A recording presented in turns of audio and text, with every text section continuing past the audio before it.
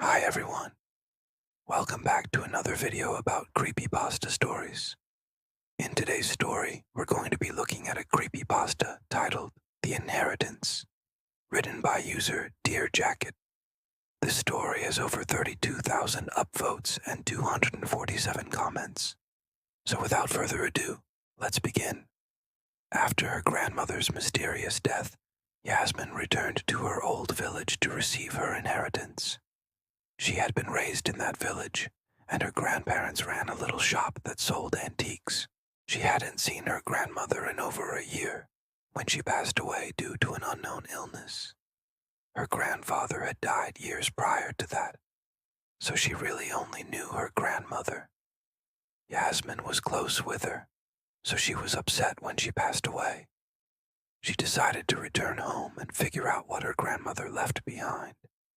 She got on a train and headed towards her hometown. It was a 3-hour journey. She arrived there and took a cab to her grandmother's antique store. The storefront had been abandoned for months, maybe even years. The paint on the walls had begun to chip away. She reached out and knocked on the door. She waited, but nothing happened. She knocked again. Still nothing. She turned the handle and walked inside. The store was completely empty. There were no tables or chairs. There was no sign of anyone having ever been here. However, she did notice a large, ornate wooden box sitting in the center of the room. The box had an extremely long keyhole and looked very heavy.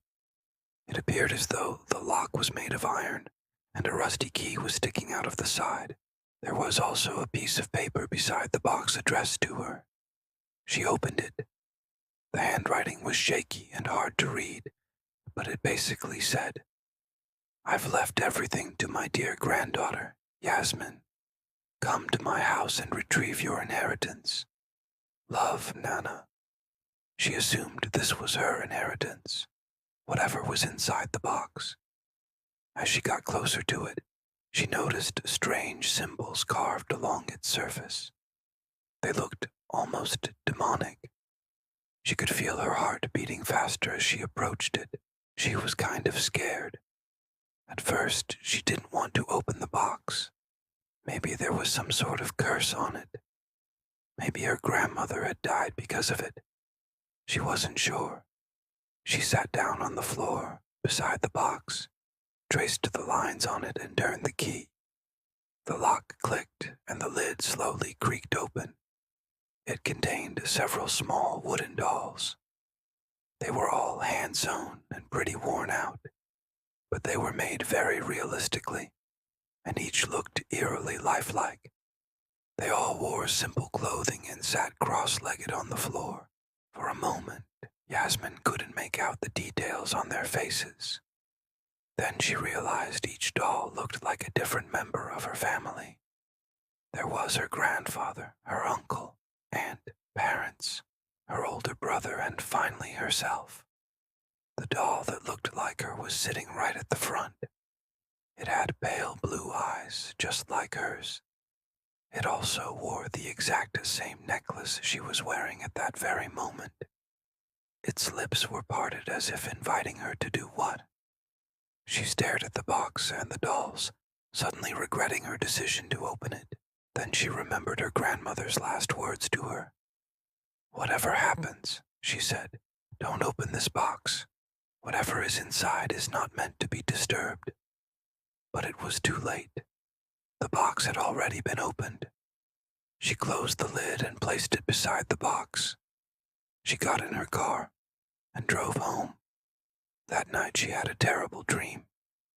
She dreamt that the dolls all climbed out of the box and stood around her bed.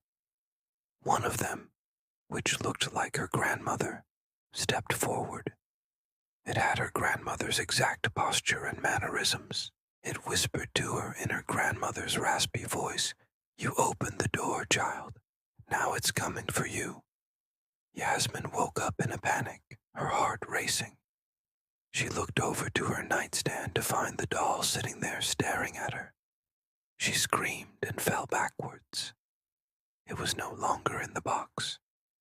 She called her mother, who told her to stop being ridiculous and get a hold of herself. She reassured her that nothing bad would happen. She told her that she was probably just stressed from moving. Yasmin calmed down. She couldn't believe she was letting a children's doll scare her. She put the doll back in the box, locked it, taped it shut, and hid it in her closet. The next day, her phone rang. It was her brother. He told her he was on his way to visit. He was very excited to see her. Later that evening, her brother died in a horrible car accident. Yasmin rushed to the hospital, where the doctors told her there was nothing they could do. He was already dead. She went to identify the body. All she could do was stare in horror as she realized his face was disfigured, exactly like the doll version of him. The sides of his mouth seemed to be pulled upwards in a grotesque parody of a smile. Over the next few weeks, Yasmin grew more and more paranoid. She began keeping the lights on all the time. She checked the box every hour to make sure it was still sealed. She kept waiting for the dolls to climb out and kill her. She was terrified, convinced it was only a matter of time before they came for her. Her friends and family thought she was losing her mind. They told her she should move on from her grandmother's death and accept that these things just happened. Her aunt told her she shouldn't dwell on it. Her cousin, Michael, agreed. "What are you, a baby?" he asked. "Stop being so ridiculous and snap out of it. Nothing bad will happen to you." A few hours after she heard these words, he was electrocuted while working on an electrical panel. His heart stopped beating while holding a live wire. Days later, her uncle died from carbon monoxide poisoning. He was found slumped over his desk with a hose attached to his car's exhaust pipe. Then her aunt, Maria, was found hanging in her kitchen. Yasmin saw the police bring the body out of her house. She watched in horror as they uncovered her face. It was contorted in a silent scream, just like the doll. When the police searched her aunt's house, they discovered a large, ornate wooden box. Inside were several small wooden dolls. Each one was meticulously crafted and eerily lifelike. The doll that looked like Maria had vanished. After burying her aunt, Yasmin rushed back to her house.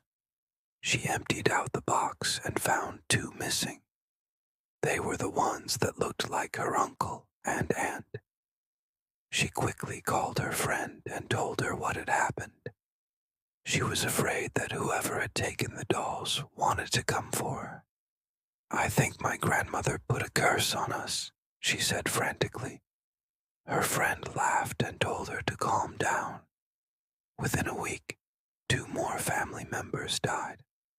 Her father was found drowned in her bathtub, and her mother burned alive in her bed. Each death perfectly matched the appearance of the doll that disappeared the night before. Yasmin was devastated. She loved her family, even though they had all been idiots. She vowed to end the curse. She grabbed the box and walked out of her house. She threw it into the river, but the next morning it was returned to her doorstep. She tried burning it, but it wouldn't catch fire. She gave it to the police, but it was mysteriously returned to her within 2 days. It was as if the box didn't want to be destroyed. With trembling hands, she opened it. The doll that once looked like her grandmother now looked like her. It smiled at her with cold, dead eyes. That night, Yasmin felt something evil enter her body. She felt her entire body stiffen and become cold. Her eyes popped wide open.